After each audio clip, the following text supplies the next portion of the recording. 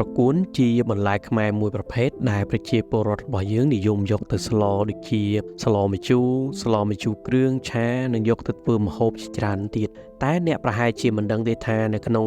បន្លែមួយប្រភេទនេះវាមានអត្ថប្រយោជន៍ប៉ុណ្ណាចំពោះសុខភាពរបស់យើងទី1កាត់បន្ថយ cholesterol ត្រកួនជាជម្រើសដ៏ល្អសម្រាប់នរណាម្នាក់ដែលចង់សម្រកទម្ងន់និងកាត់បន្ថយ cholesterol តាមធម្មជាតិបន្លែនេះមានតួនាទីសំខាន់នៅក្នុងការជួយកាត់បន្ថយកម្រិត cholesterol នៅក្នុងរាងកាយរបស់យើងទី2ការពារពីភាពស្លេកស្លាំងជាតិដែកគឺជាសារធាតុរ៉ែដ៏សំខាន់មួយដែលរាងកាយត្រូវការជាពិសេសនៅក្នុង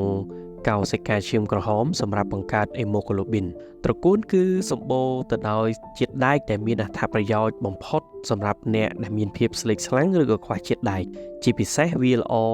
បំផុតអំឡុងពេលស្ត្រីដែលកំពុងតែពោះដើម្បីជួយម្ដាយនិងកូនឲ្យមានសុខភាពរឹងមាំនិងបង្ការពីភាពស្លេកស្លាំងដោយកង្វះជាតិដែកទី3ជួយការពារភ្នែកត្រកួនសម្បូរខ្ពស់នៃសារធាតុការ៉ូតេណុយវីតាមីន A លុយទីនសារធាតុចិញ្ចឹមទាំងអស់នេះវាមានសារៈសំខាន់សម្រាប់ភ្នែកវាជួយជំរុញកម្រិតជាតិស្ករដែលដើរតួនាទីយ៉ាងសំខាន់នៅក្នុងការជួយការពារភ្នែកឡើងបាយបានយ៉ាងល្អផងដែរទី4ការពារពីជំងឺមហារីកវាផ្ទុកសារធាតុប្រឆាំងអុកស៊ីតកម្ម13ប្រភេទខុសៗគ្នាត្រកួនគឺជាបន្លែដ៏ល្អបំផុតសម្រាប់ការពារជំងឺមហារីកសារធាតុប្រឆាំងអុកស៊ីតកម្មទាំងអស់នេះត្រូវបានគេដឹងថា